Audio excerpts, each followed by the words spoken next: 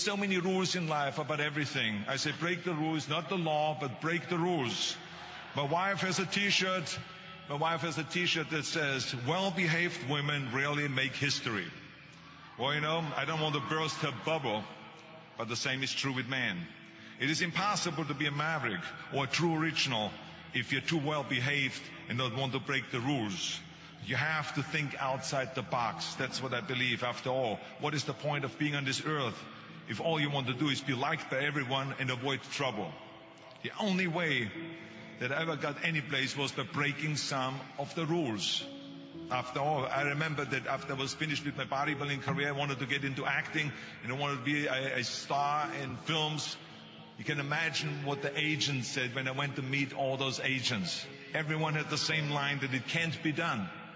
The rules are different here. It says, look at your body. You have this huge, monstrous body, overly developed, that doesn't fit into the movies. You don't understand. This was 20 years ago, the Hercules movies. Now there's the little guys that are in, Dustin Hoffman, Woody Allen, Jack Nicholson, before he gained weight, of course, that is. But anyway, those are the guys that were in. And the agent also complained about my accent. He says, no one ever became a star with an accent like that, especially not with a German accent. And yes, I can imagine with your name, Arnold Schwarzenegger, or whatever the name is, on a billboard. Yeah, that's going to draw a lot of tickets and sell a lot of tickets. Yeah, right.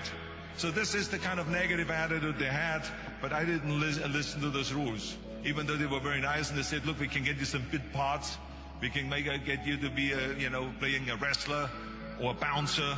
Oh, maybe with your German accent, we can get you to be a Nazi officer in Hogan's Heroes or something like that.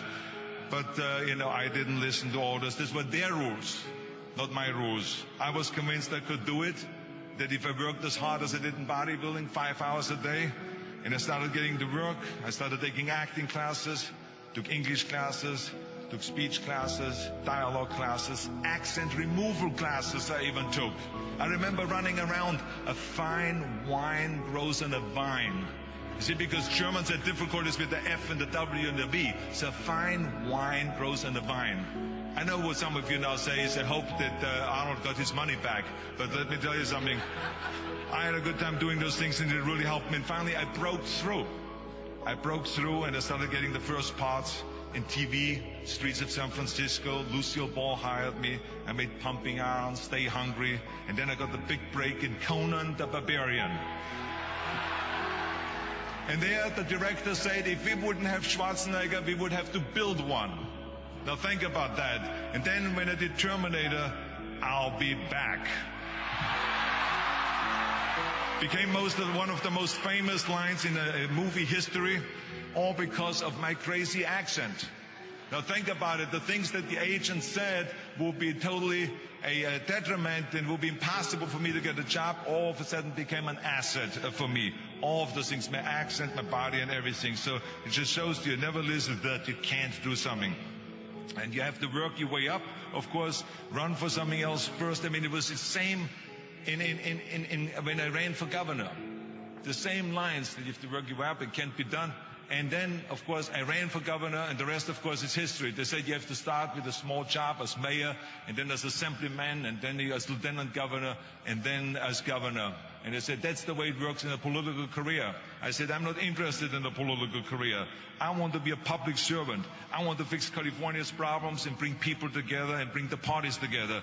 So, like I said, I decided to run. I didn't pay attention to the rules, and I made it, and the rest is history. I think it's the most important thing that we have a very clear vision of where we go, a goal, where do we go? Because you can have the best ship in the world, you can have the best cruise liner, but if the captain does not know where to go, that ship will drift around the world and out there at sea and will never end up anywhere.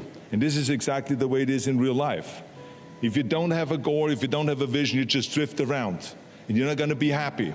This is why it is so important to have that vision. Now, I created that vision in Austria because I grew up after the Second World War. Austria, right along with Germany, lost the Second World War, thank God. And The problem was that everyone was so depressed because they lost the war, that there was alcoholism everywhere. There was, of course, depression. There was a terrible economic situation. There was famine. There was starvation and all of those things.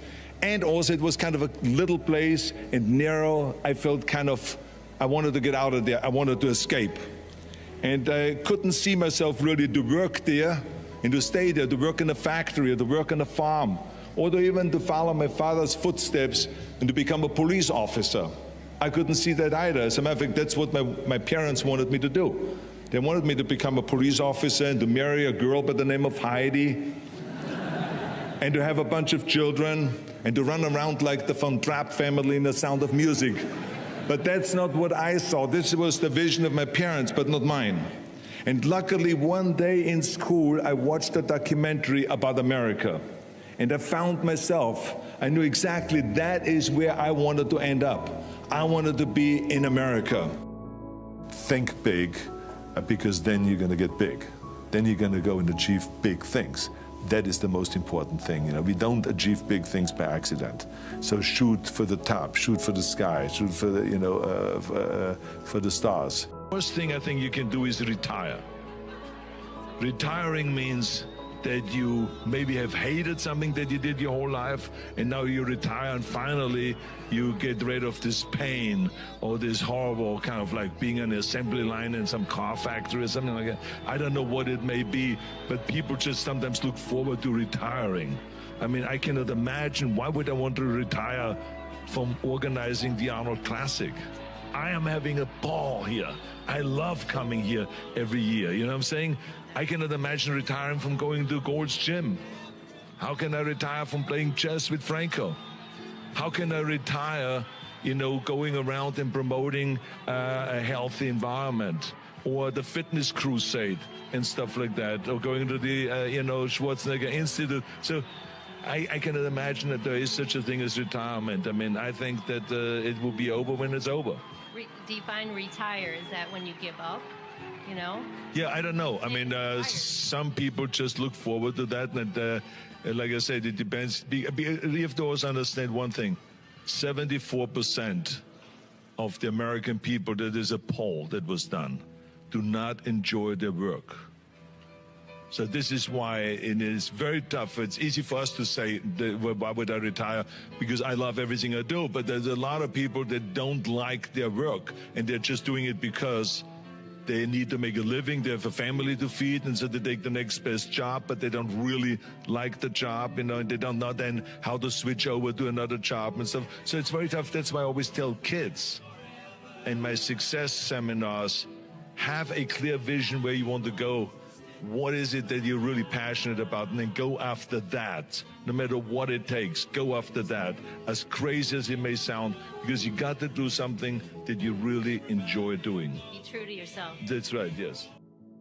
All of those liabilities that they talked about started turning into assets.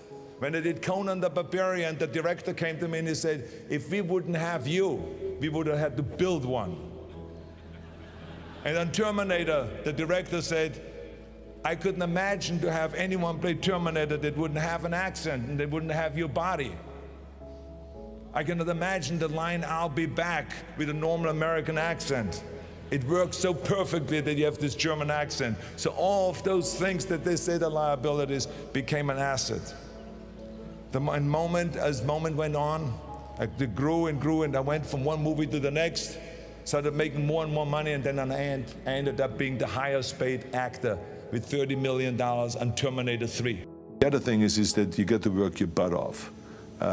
If you think that you're going to go and accomplish something really special and be the best in anything in the world, and you think you can do it without working, you make a big mistake. Because no matter what I did, if it was in bodybuilding or in acting or if it is in the political arena, it always took a lot of work. And you got to put out, and you got to, sometimes make a lot of sacrifices. Notice, if you're not willing to work hard, forget about it. So there's another rule that is very important. Use your power of potential and make this nation and this world a better place. It worked for this immigrant that came over here to this country with $20 in a pocket, and I know and I guarantee you it will work for you too. Don't be afraid to fail, because if you're afraid to fail, then you're always holding yourself back because you're afraid that if you go all out, you may fail. Well, in weightlifting, we learned that very quickly. The only way you could break a record is if you're willing to fail. That's when you put on more weight, you try it, sometimes you would not be able to lift it, which has happened to me many times, but eventually, when you train hard enough, you will lift it. So don't be afraid to fail. I mean, how far can you fall? That just shows you again so much for it can't be done. This is why I try to tell you, anything and everything can be done if you can visualize it and if you believe in yourself. It was the same thing again when I ran for governor. You can imagine when I went on the Tonight Show and I announced that I'm going to run for governor of the great state of California. People came to me afterwards and said, "You're crazy. You don't announce something like this on the Tonight Show. You have an official press conference at the state capitol. Plus, you don't start with governorship, you start first with mayor or with state senator." And I said, I don't want to be senator, I don't want to be mayor, I want to be governor. Don't you understand that? Well, the rest is history. I won in 2003 and I won also in 2006. And let me tell you, you're going to find the naysayers in every turn that you make. Don't listen.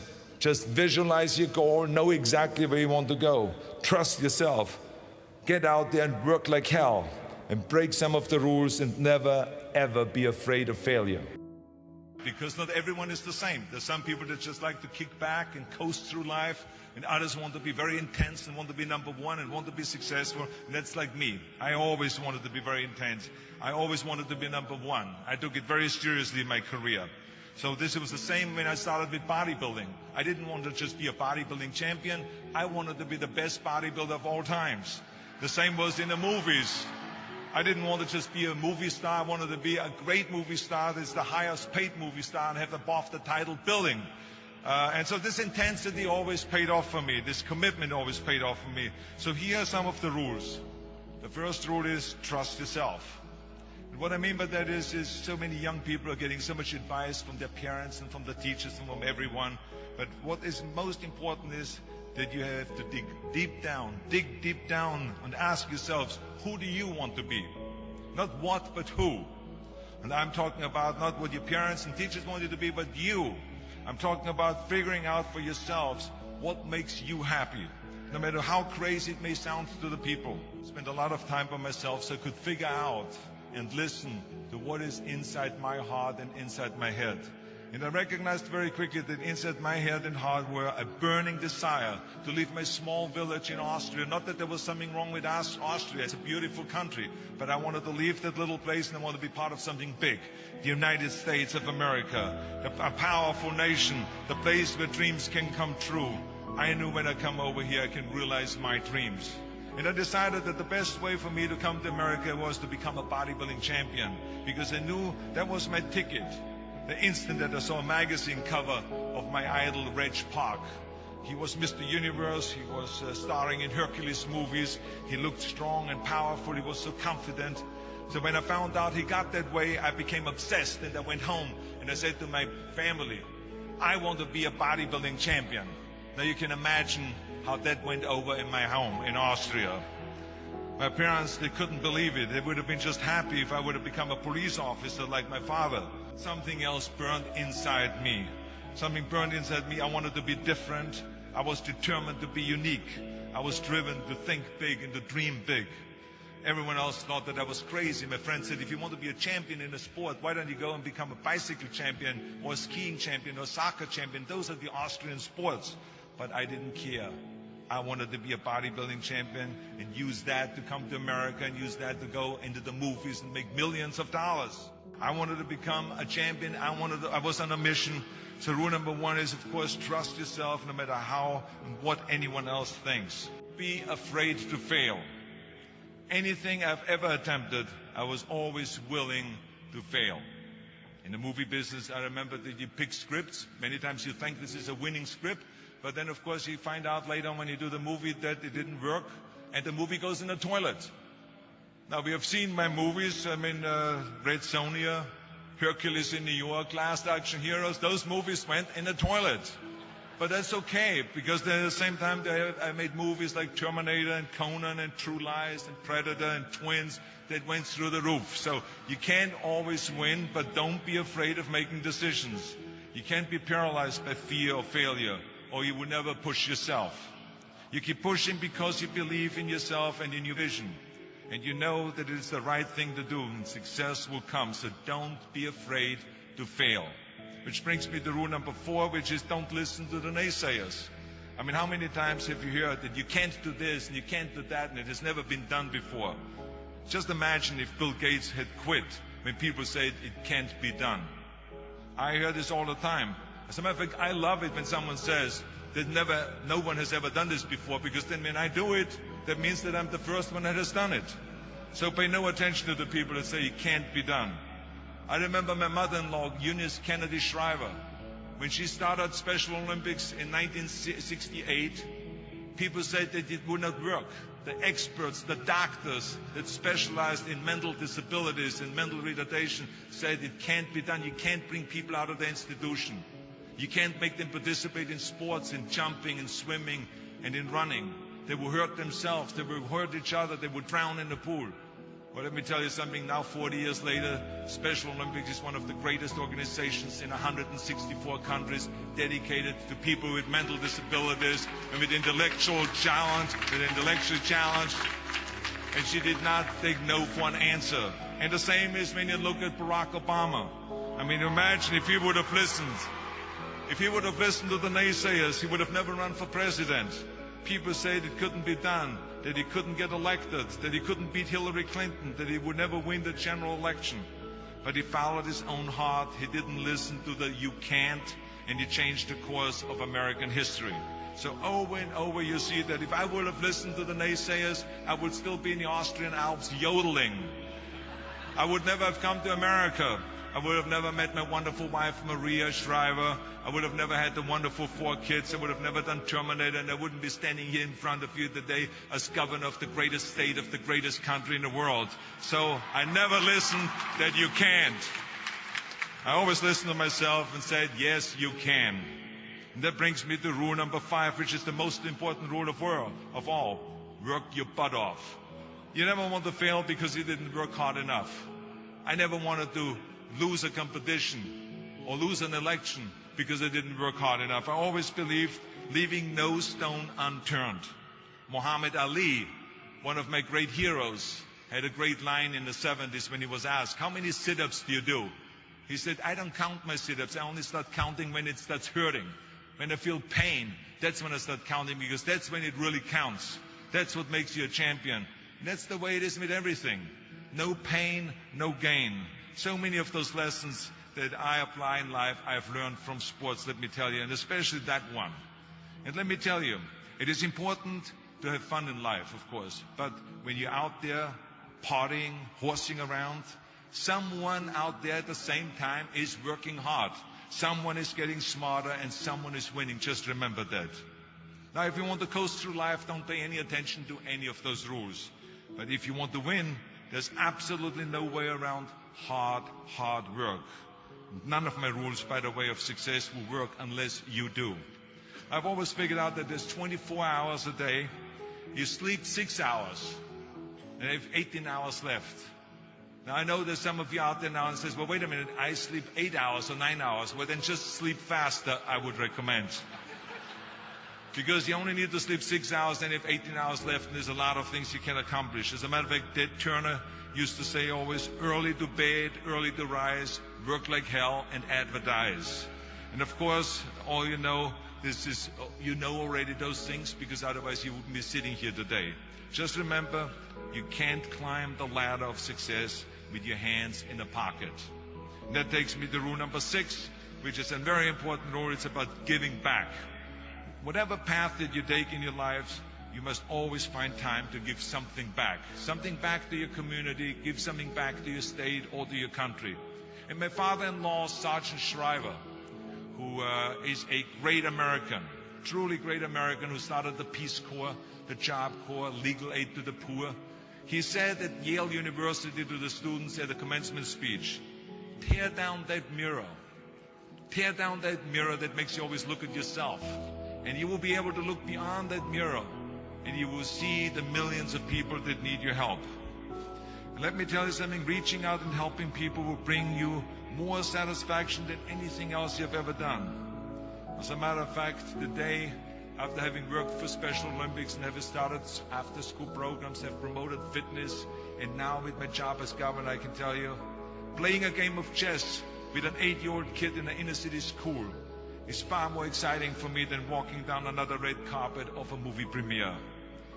So let me tell you, as you prepare to go off into the world, remember those 6 rules. Trust yourself, break some rules, don't be afraid to fail, ignore the naysayers, work like hell, and give something back.